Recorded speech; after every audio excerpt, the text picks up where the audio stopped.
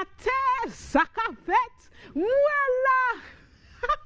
This is the first time I am going to incorporate sign language into my greeting here today. My name is Pelau.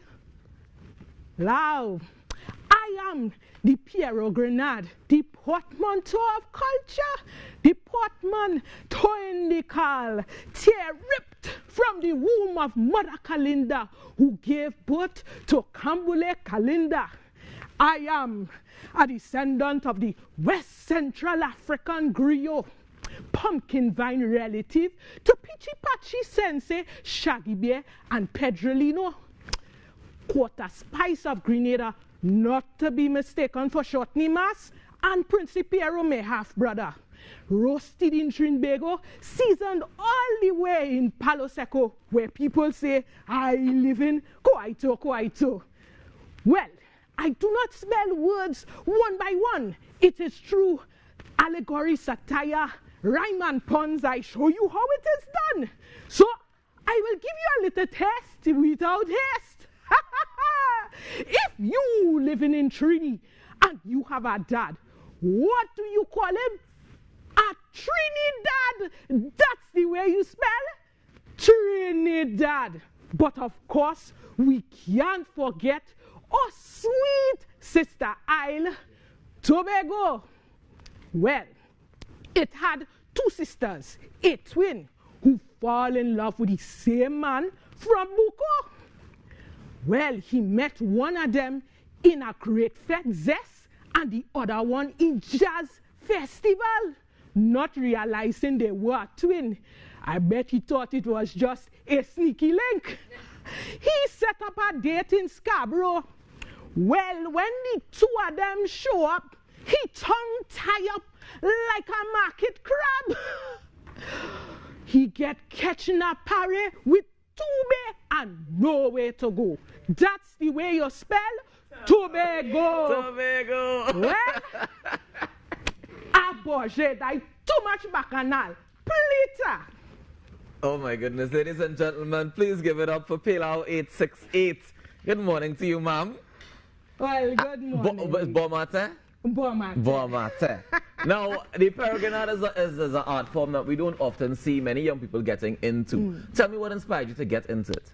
Well, you see, I always like to talk plenty. And when I was small, I used to practice with a little stick in hand. That's long before I even know about Pierrot Grenade. Right. I used to tell plenty stories. Later on, I met the Grandmaster Pierrot Grenade extraordinaire Felix Edinburgh. Yeah. But he didn't mentor me. I did storytelling with him at liturgy school. Okay. So he taught me storytelling and Lectio Divina. And later on, I found the character and I was inspired to perform it for my students in a secondary school in my capacity as a drama teacher. And from there in 2011 to now, well, you're doing this thing, man. I'll be doing it properly. How did the students react when you first did it for them? Well, in 2011, the students were, it was actually to promote Calypso History Month. Right. So I said, you know, to take something different, the traditional carnival characters, into the classroom. So the children was like, you know, what is that? What is that? That's Miss, but that's not Miss, right? And you did the full makeup and everything? Full makeup. Yeah. At the time, I didn't have my own costume, so a teacher who used to carry the children to masquerade in Port of Spain, she actually created a costume and I borrowed it, learned the speech from listening to Felix on the YouTube videos, and I reached. And the reaction was great because, I mean, you're still doing it, right? So it means that something along the way encouraged you to keep doing it. How can we incorporate using more of these carnival characters into our classrooms? Well, you see, in terms of education and the fact that we are encouraged to use ICT methods, incorporating technology into the classroom and tapping into those creative learning styles, it's good to make the speech relatable to current issues that are affecting students. So what I've found is that a lot of students are really active on social media. So if you miss something, they could tell you, you know, miss, I check on Instagram, on TikTok, you know, I saw something happening. So as a means of not only educating them in the classrooms, but to engage the local, regional, and global community. It's to maintain these traditional carnival character performances on IG Reels on Instagram, spelling topics and telling stories about current issues. So basically meet them where they are. Meet them where they are, exactly. Nice. And you've been doing that. You've been doing the social media promotion using Pelau868. How has the response been so far? It's been good feedback. One of the recent highlights that I've been involved in is actually a Lightbox performance as the Lightbox's Carnival series finale. And it was really good for me getting the exposure and also being part of something that is preserving our cultural traditions. Do we place enough value on the importance of these cultural traditions? How can we improve the way that we see these cultural traditions? Well, there are some elements that are maintained with the carnival competitions. Like before the pandemic, you would have seen the competitions even on downtown. You would have the traditional mask characters. But what we can do actually is, again, maintain the school tours and the training. I know it's a bit difficult with the COVID-19 protocols. School opening back just now, man. True. That is very true. So, you know, liaising that network. Also, what I've found is that a lot of younger persons are not aware of the cultural practitioners. So those well versed in the jab and also the calendar and also bat and all these different things. It's good for them to know about persons who have been doing this art form for quite a while and also nurturing the ones who are coming up and, you know, they want to try it as well and learn about it. Any of your students ever came and said, you know, miss, I want to try doing this too? Yes, I actually encouraged some of them. And how it turned out for them? Well, it's actually good because what I did was a collaboration with the Superior Library branch some years ago, and we went into some primary schools.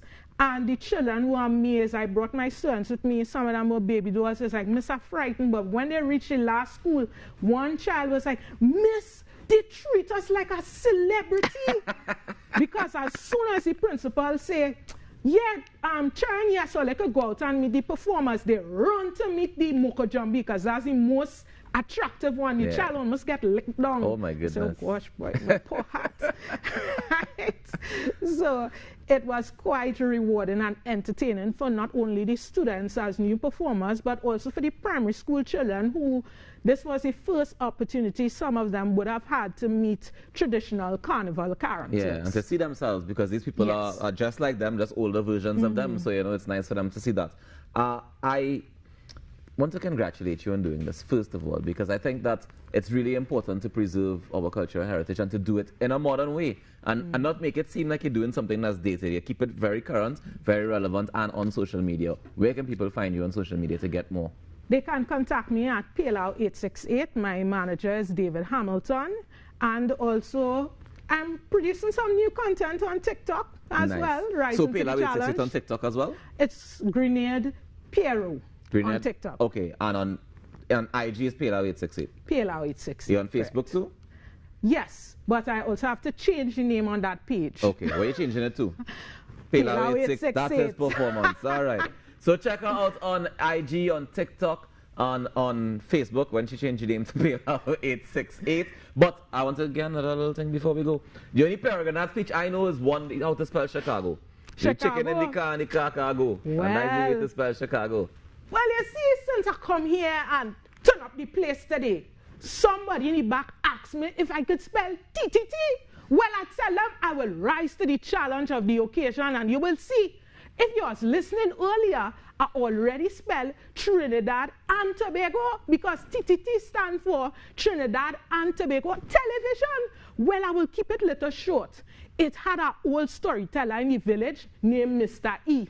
Mr. E was famous because he was known for telling entertaining stories and interpreting dreams. So one night his neighbor had a vision. He get this vision that it have a new device that come in to broadcast all the fancy pictures they used to see long time, like Calabash Alley and No Boundaries. So he went over and he rushed to tell him, But he find Mr. E wasn't answering, so he shout out.